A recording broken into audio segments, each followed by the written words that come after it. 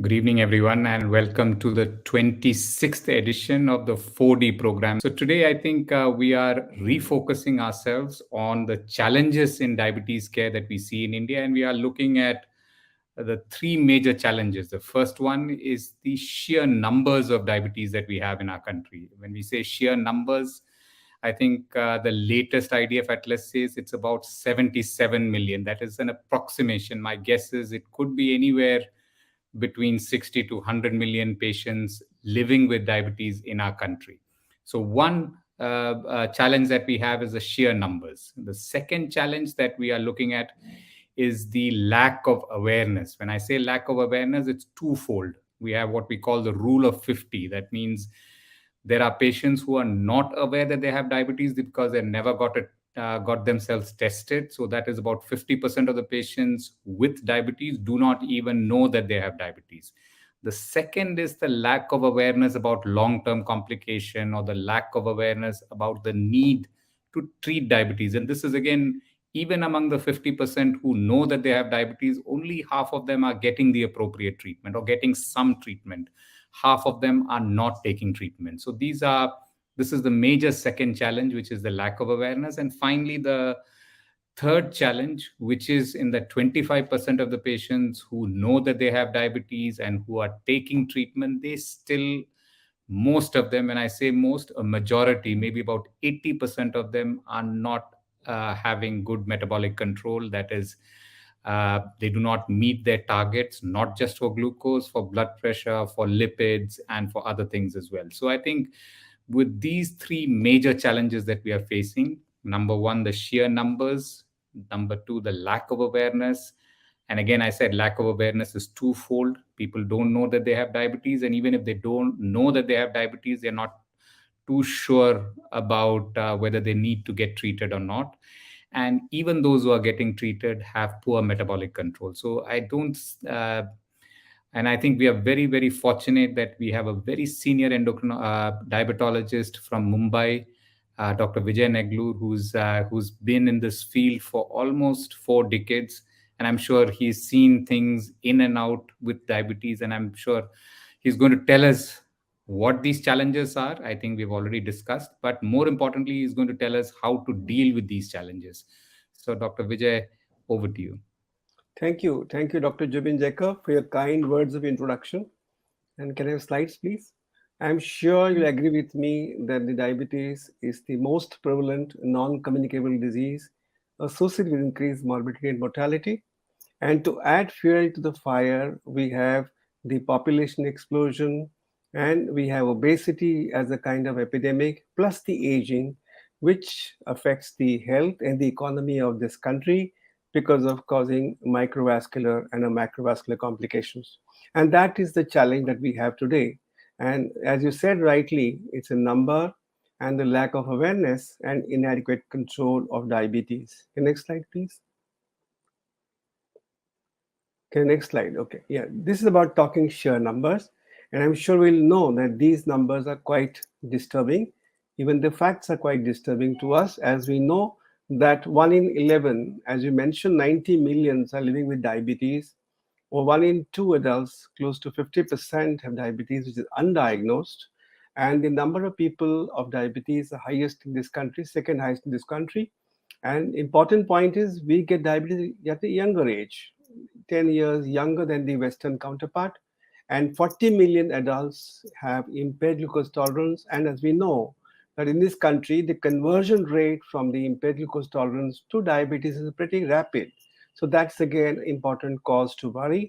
And this is all driven by the complex interplay between socio-economic, demographic, environmental, and the genetic factors. And other contributors include reduction in the physical activity, increased availability of processed food, aging population, which I mentioned earlier, obesity, which is again as a kind of an epidemic along with diabetes, and the perception of diabetes, because a lot of social stigmas associated with diabetes, and therefore the perception is also important to have a poor control of diabetes in this country. Next slide, please. As we know that the ignorance is not always a bliss, okay? This is the Improved Control India study which looked at 451 clinicians from the 8 metropolitan cities of India. And the entire objective was to see the doctors and the patient's knowledge, expectations, and attitude with regards to the glucose control and to understand the barriers to get the control. We also had a similar study called Impact Trial, which was trying to get the events reduced by just 1% in 1,000 days, having the engagement with 150,000 clinicians across the nation. And we tried to see how much we can get reduction in A1C in 1,000 days, and the entire aim was to get just 1%. Talking of this study of the ICI, that is Improve Control India trial, which has both the patient arm and the clinician arm. And we can see here that only 30% of the patients were aware of A1C and 70% were not aware of A1C. And if you look at the control of the diabetes, what are the parameters were advised to the patient?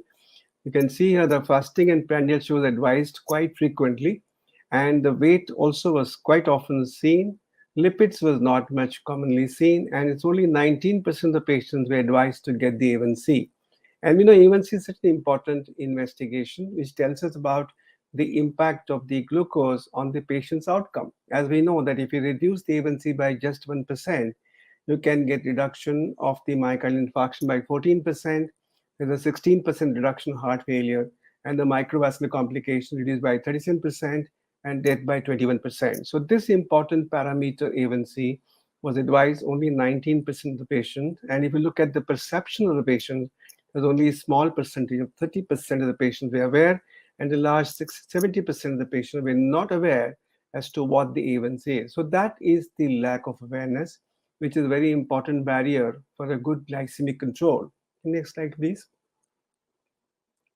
And when you have this good accessibility, actually now, I personally feel it's a golden era for diabetes patients because we have a lot of drugs available at the very low cost.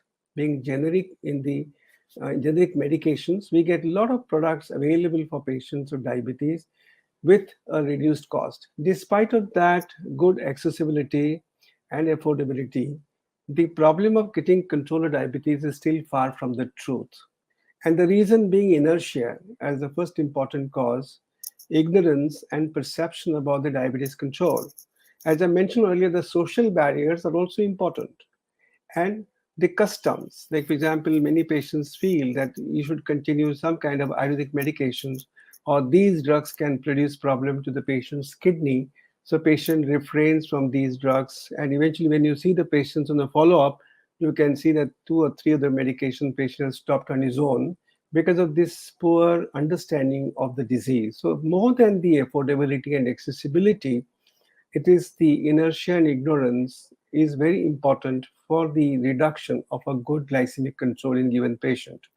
Now, if there's a very interesting study which was done in UK, which looked at 105,000 patients, and what was the entire objective of the study, which is a retrospective cohort study, which looked at those patients who got A1C below 7% at the end of 1 year, and those who did not get A1C below 7% after having good intensification of treatment. And what was seen as those who did not get the A1C below 7% at the end of 1 year, you'll find about 65% increased risk of myocardial infarction, stroke, heart failure, and the composite cardiovascular endpoints. So therefore, we know that only 10 to 12% of the people from India receive the pharmacological treatment of diabetes, which means the 80% of patients do not get or do not take the correct treatment for the patients of diabetes. So that awareness that they are not taking proper treatment is an invitation for all complications. And diagnosis again is quite often not done because 50% of the patients are not diagnosed at all. The economic disparity between the rural India and the urban India, I do not agree with it much now because we have the rural India has developed quite a bit, but I think still the perception of diabetes is still a major barrier for us. The scarcity of the qualified doctors, of course, is a question, and the financial constraints and the social barriers are also important causes for the inadequate control of diabetes. Next slide, please. Okay, how to manage diabetes in India? Now, if you look at the picture abroad, even in the Western countries, the US database, which says only 65% of patients are diagnosed with diabetes, even in US. And out of which only 70% are prescribed the correct therapy. And only less than 25% of the patients are to a target. Even this is in the developed countries. So therefore, India should not be an exception for this, so that we have the problem still further than that. And this is a very common problem in the asymptomatic illness. And most of them use soft reasons to get away from intensification of therapy, and the lack of education and training and the practice organization aimed at achieving therapeutic targets are common reasons why we don't achieve these patients' targets. So all that we need to have a good lifestyle modification, which means a good amount of correct diet and exercises. Yoga can also be used as a kind of exercise to keep the glucose under control, taking the right medication. Sometimes you need to use carb counting, and more important than that is the monitoring and the control of diabetes is very important. We need to control the organs. We know that from glucose centric we have become organ centric. We need to protect brain, kidney, heart from the glycemic damage that we get. So we are no more glucocentric from that point of view. And the practice of good oral hygiene are all the important aspects to manage patients' diabetes adequately. Can next slide, please? Okay, the diet is very important as we mentioned, as Hippocrates says that good food is medicine and bad food needs medicine. That's what Hippocrates said long ago. So for diabetes intervention requires a good diabetes control by diet, and it includes the low glycemic food and also avoid refined food and also the processed food. Exercise is also important, as Jerry Morrison in 1953 was the first person to observe the behavior between the conductors and the driver in the development of myocardial infarction, because the conductor goes up and down in the bus to get the tickets in UK, whereas the driver is stationary at one place. He found the risk of myocardial infarction was higher in those patients who are sedentary, and therefore the role of exercise came into picture. So we have aerobic exercise, anaerobic exercise. Aerobic exercise increases mitochondrial biogenesis and therefore helps with disposal of glucose. And when you have a resistance exercise, which also increases the muscle strength by synthesizing what is called as the myofibrillar muscle protein synthesis by upregulation of the gene, and therefore you can get the benefit of the exercise, which is very important. We need to have the patient's blood sugar levels well controlled, need to get the patient's A1C under target. For that, the patient needs to measure his A1C at least twice a year or at least more frequently in those patients who require a good glycemic control.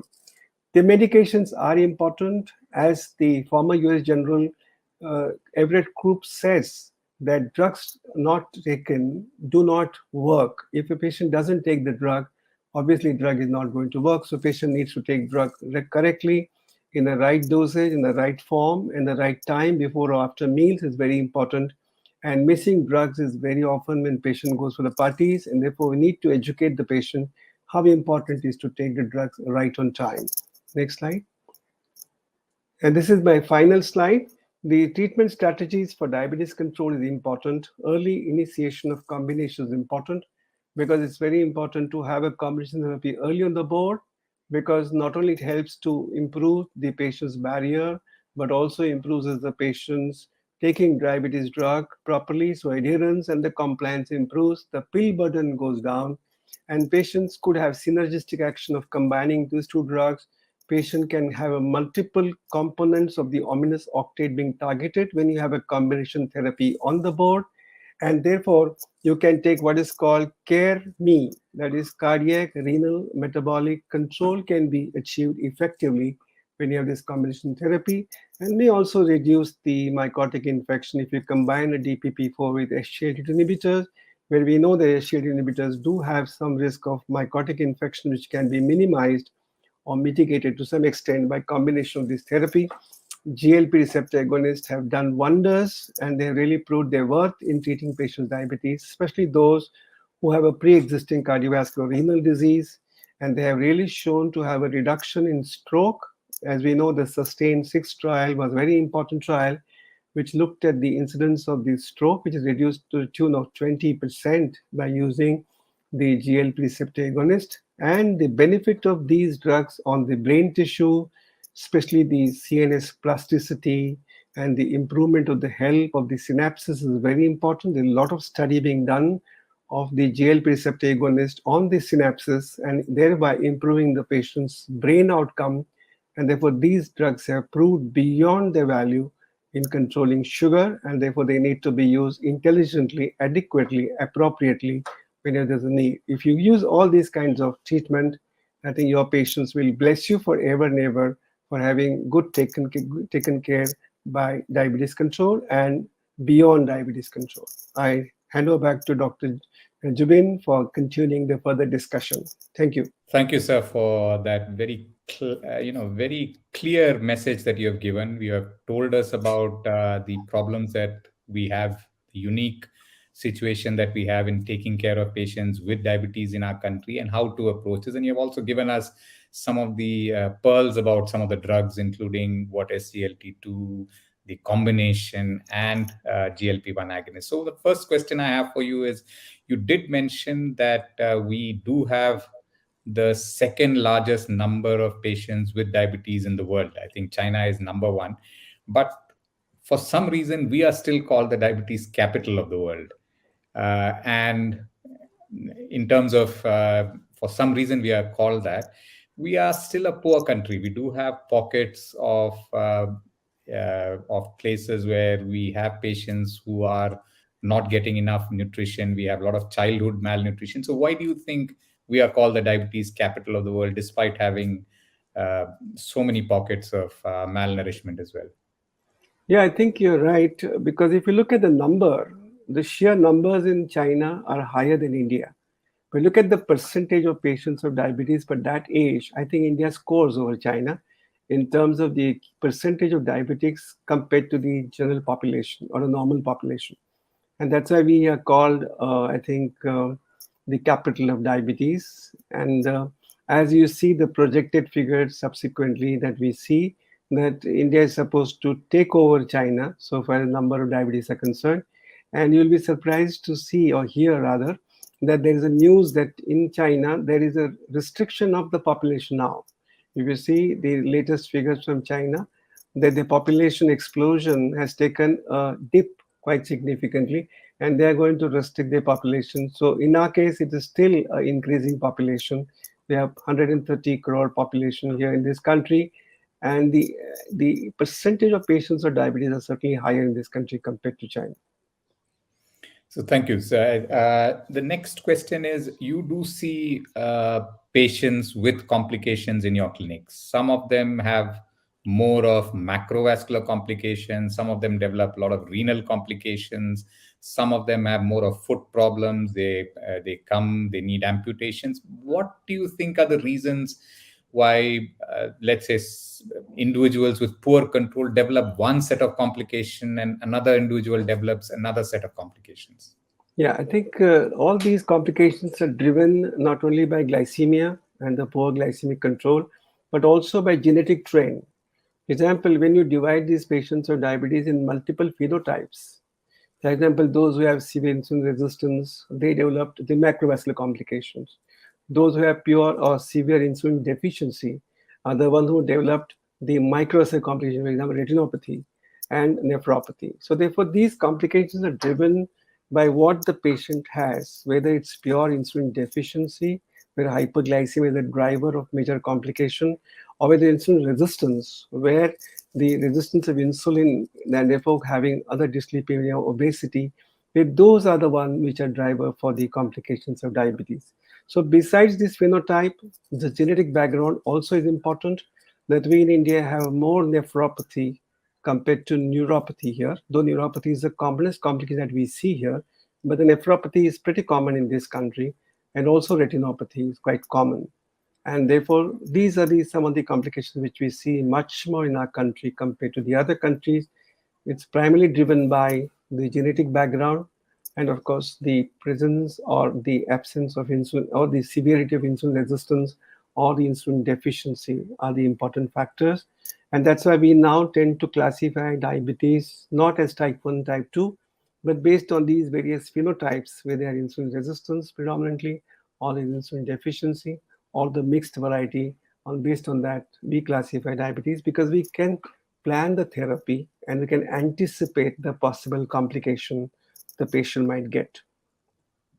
So thank you. So that was a very clear answer that complications are one driven by their genes and two driven by their phenotype of their diabetes. If they are more insulin resistant, more of features of metabolic syndrome, they are more likely to develop macrovascular complications. If they are more insulin deficient, they are more likely to be driven with microvascular complications. So that was very clear. And the other question that in somewhere in your talk, you mentioned that there is no major urban-rural divide anymore. Almost, I think everything is merging together.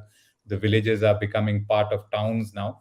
But still, in the last 40 years, have you noted any difference in complication between the patient who come from predominantly rural areas versus those who are coming from urban areas? Yeah, I think the cardiovascular manifestations are much more common in the urban areas compared to the rural areas. And in the rural areas, we have more problems of diabetic foot and the peripheral neuropathy and a vascular disease because many of these people work in the farms and they most of them walk barefoot. So these are the different complications that we see predominantly because of their profession and because of the in the urban area. Besides the poor glycemic control, the hectic lifestyle, the psychological stress and strain, and more important, pollution. The pollution has contributed so much to these macrovascular complications in the city. And it's, I think, you must have noticed that the amount of pollution in Delhi and amount of pollution in Bombay has increased tremendously compared to what it was in 1975 and compared to now. If you would reach to travel a distance of 5 kilometers in Bombay, I don't know what is the state in Ludhiana, but at least in Bombay, into 5 kilometers takes at least 1 hour to just travel 5 kilometers. So that much is the pollution, which probably is responsible for the stress and the myocardial infarction, much more common in the urban areas compared to rural areas. So I think if I have to summarize what you mentioned is urban patients are more likely to have macrovascular complications and rural patients are more likely to have microvascular and predominantly again barefoot walking, farm work that is going to lead to more foot complications. So I think that Trauma. is very trauma and foot related trauma. Now, one to prevent complications, we just are not confined to controlling glucose. We need to control other risk factors, and sometimes we need to give drugs which protect you against further progression of a complication. That means most of our patients who come to us will be taking a large number of pills. Now, how do you manage? And when you're taking large number of pills, it's not just adherence, it's also the expense associated with all these pills. So what is your how do you manage with expenses when you have to treat a patient with diabetes with multiple pills? Yeah, I think it's a very important question because, as I mentioned earlier, that the drugs not taken will not do any work. That's why you need to take the drug. So therefore, patient has to take the drug. And there are multiple drug lists. Invariably, patient omits a drug, and sometimes he omits a drug which are important one. So for example, I've seen many times antihypertensives being omitted or statins have been omitted because patient feels they're not important from the sugar point of view. So therefore, patient realizes that this is not the medicine which is supposed to treat the sugar, and it is not worry about blood pressure because that is not a cause of concern. So therefore, I feel the first of all that you need to have a discussion with the patient. You take the patient along with you. So shared decision is very important. And secondly, of course, is try to get the drugs which can be generic, which will be cheaper. The generic drugs do have the difference in the concentration of the bioavailability to tune of 70% to 130%. But if the patient is in the beginning stage of the disease, it does not matter much because patient will take the medication.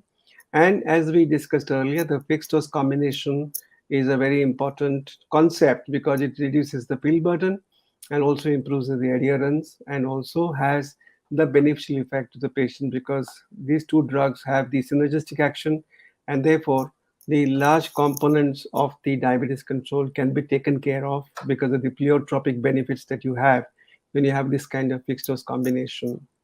I want to bring to your notice very important study done by Polonsky, and she was in Canada. She is a diabetic educator in Canada. She looked at 146,000 patients in Canada and tried to find out why the patients do not take the medications as was given by the doctor. She tried to get the feedback from all these patients, and very, very patient work she did in the field. And what she said was there are three reasons why the patients do not take the medication. Number one, she said that the patients doesn't realize why you're given so many drugs. So that's the lack of education. Number two, the patient feels that the cost of therapy is not taken into consideration when you prescribe a drug. And that's the reason why they drop out on the drugs. And third, they are not told about the possible complications. For example, if you give SGLT2, the mycotic infection is a very important side effect, which is not discussed with the patient, which will stop the medication. So the complication also has to be told to the patient. So if these three aspects are covered, then your compliance can be very good. So therefore, to avoid the discontinuation of drug therapy, the fixed dose combination, and especially the generic one, will definitely solve the problem. And you can get the patients to a target and can have a beneficial control over not only of diabetes but also the possible complications, which is micro and macrovascular in a given patient. I think a very related question. You did talk about the lack of knowledge or lack of awareness. Just to, I mean, you have been probably practicing for now 4 decades. Has Yes. that changed, and has the degree of awareness, the degree of knowledge about diabetes, the knowledge about complications, has that changed urban India and in rural India? And how do you think it has changed?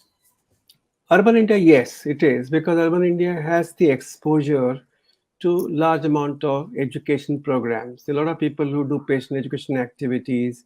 We have been doing activities, the patient education, not only on the World Diabetes Day, but every 3 months we have an education activity, and we pick up every time a different aspect of diabetes. For example, dyslipidemia, hypertension, neuropathy, the retinopathy, all those. We call a specialist person and gives a lecture to selected number of patients who have volunteered to attend the lectures. And then we do the some of them free check. For example, we take the fundus photography, or we do biothessiometry, all those evaluations done. So patient in the urban area is much more exposed to the information. Of course, the using that information in terms of practice is still less, but at least they are aware of it. In the rural area, I think this is not there at all. The education is totally lacking in the rural areas, and they still resort to all those practices of the local physician, or sometimes even the quacks also take over, and they mislead people, and therefore they'll end up in trouble because of having a lot of misunderstandings. I remember a patient had cut the hair of his wife to tie to his ankle, who had a very bad diabetic foot ulcer. Somebody told him that this hair of his wife will cure his diabetic foot.